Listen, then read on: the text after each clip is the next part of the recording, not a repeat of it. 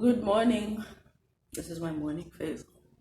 Good morning. I hope you're having a lovely day. So, if you don't know me, I'm actually still a student and I'm a part time teacher and performer as well. Yeah, so my days are packed and my practice days aren't always like this. People usually ask me how often should I practice? How do I practice? And what do I practice? So this is just an idea of how it is on a practice day as a music student. And I'm really happy actually because of the whole COVID, we were not on campus, but now we are on campus and we're supposed to get a letter and book our names for practice rooms and all of that. And I was a bit scared because I booked my name for today, which is Wednesday, but I had not received my letter to return to campus. But I just did this morning before I got out of bed, so I get to show you my campus where I've been practicing for the longest time. I'm going to work out now, just give my room some life. I've got about 2 hours actually to do all of that. Let me eat. Yeah, so let me get started. Enjoy the video. Okay, well, I'm all nice and sweaty. I thought I should just talk about how working out can actually really help your practicing. I find that working out really improves your mental capacity. It's like in those moments of working out when you feel like you can't do it and then you push yourself and you're like, wow, I can actually do it. When you practice it, actually it feels relatively the same. Sometimes when you're practicing, it kind of feels like, dang, I don't know if I can get this. But sometimes when you push that little bit more, you get so much out of it. Particularly when you are trying to learn a tune in 12 keys. You know how stressful that can be, especially as a piano player. You kind of have to dig deep and have a good mental capacity in order to push through. That's the only way you can improve.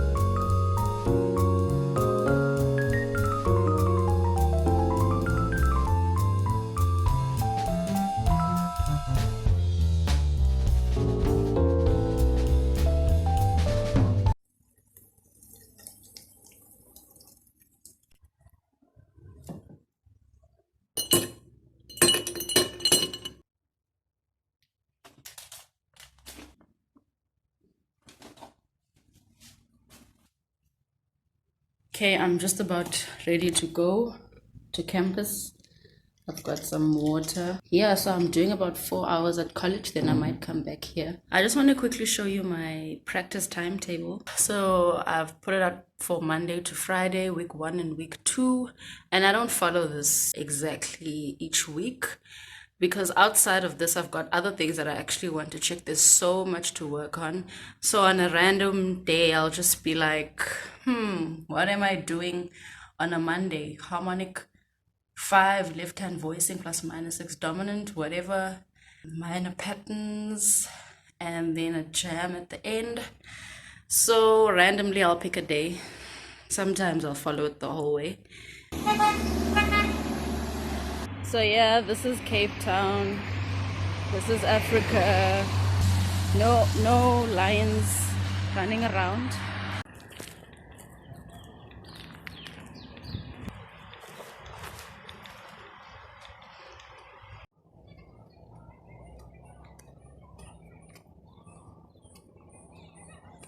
We are steadfast approaching the place.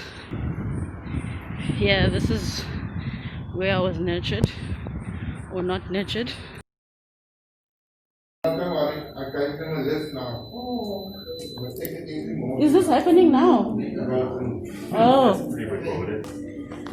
I was about to forsake my practicing.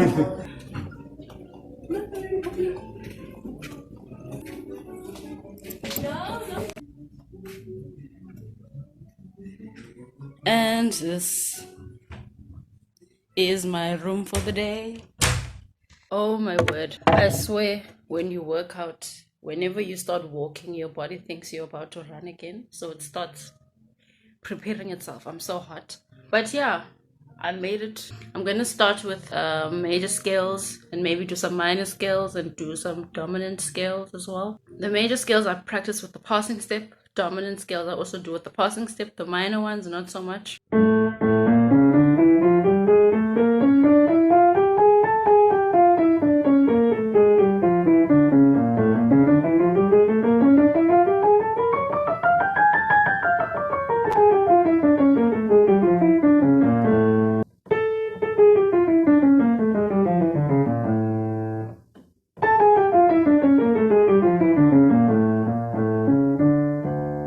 I think it's so strange how C major can be so easy when you play major scales, but when I play harmonic minor 5, C is the hardest in terms of fingering.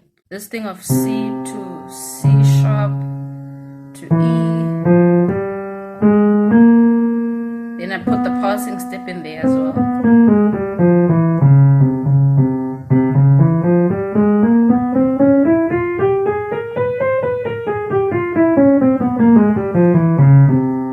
That comes from F minor, by the way, which is the 5.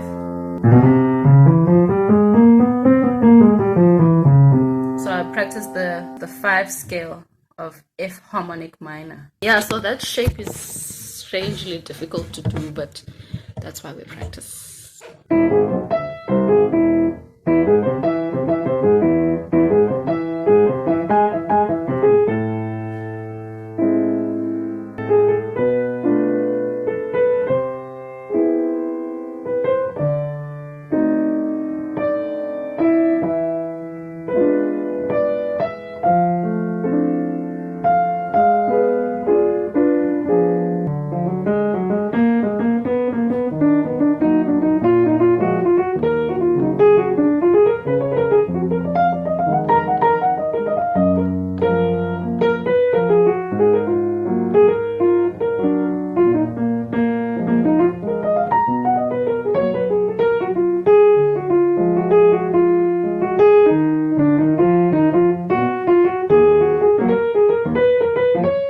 So it's about an hour and 15 minutes later.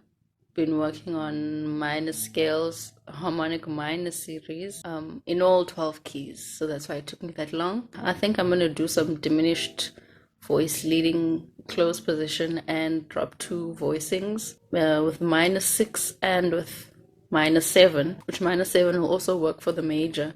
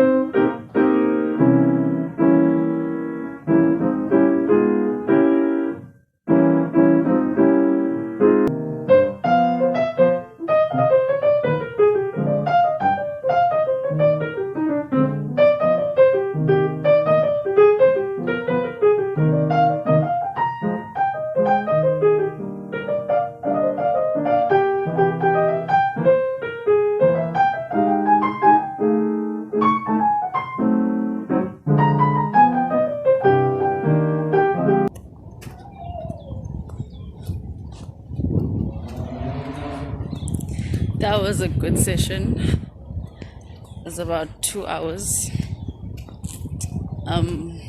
Yeah.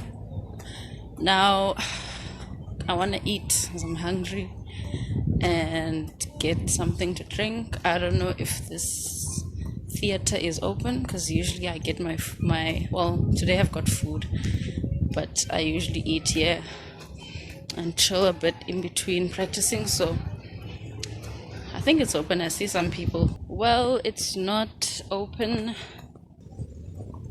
I met with the trees. I don't know, there's people inside here, but maybe they got in through the other entrance or they're busy rehearsing for something.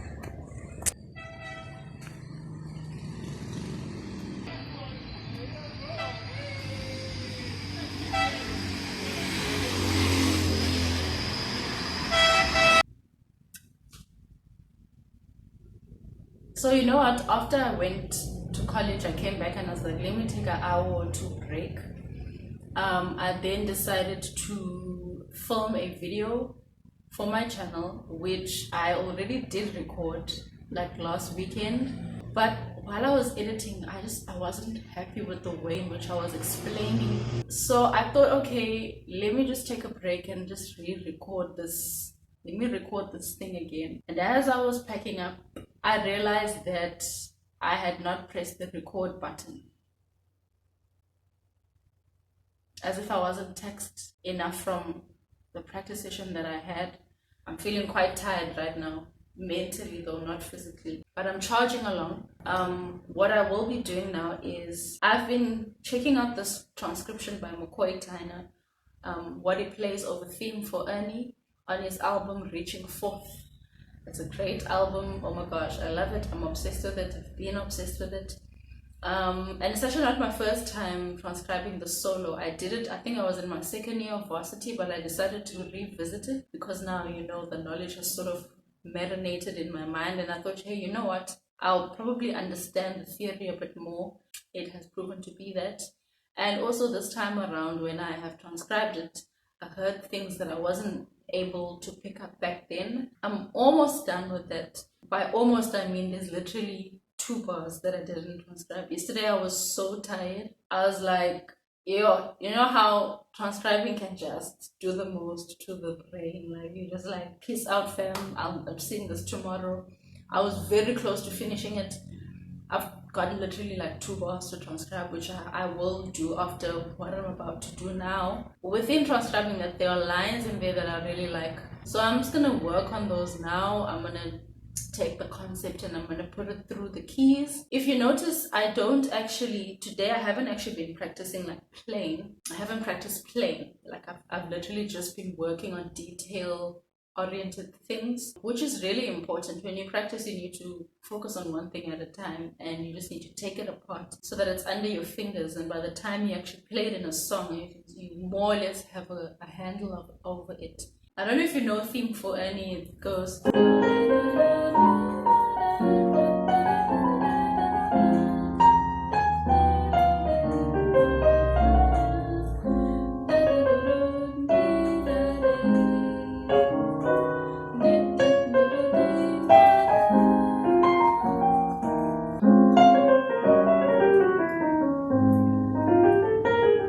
know. So yeah, I'm gonna put that through 12 keys and then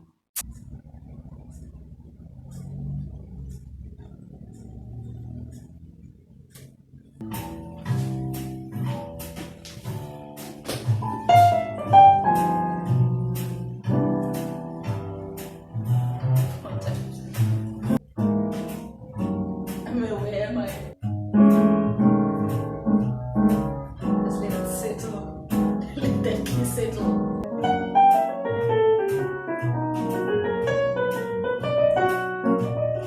Yay!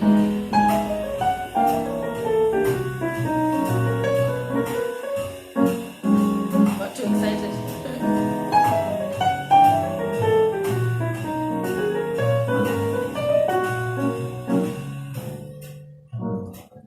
Let's bring at the top now. I think it's faster.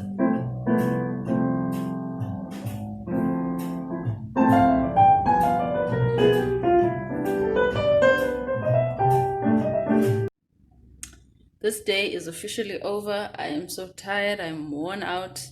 I'm going to start cooking supper now. And I'm craving something sweet. So let's see what I can get. I hope this has motivated you in some way. I make mistakes, as you can see. And it's okay to make mistakes. It's okay to work on something. Like, you shouldn't be sounding perfect in your practice room. Otherwise, what's the point? Practicing is trial and error, seeing what works for you. And the more time you spend with your instrument, the better you get at it. And besides that, the more you sort of are able to navigate your way around a song. Everyone should be able to play a song in their own way, structure chords in their own way. But obviously it's always going to be informed by the things that you practice. So if you're not practicing, you're going to be stuck. Yeah, so that's my little rant. And that's my day. Let me know if you want to see more of these kinds of videos. Otherwise, ciao.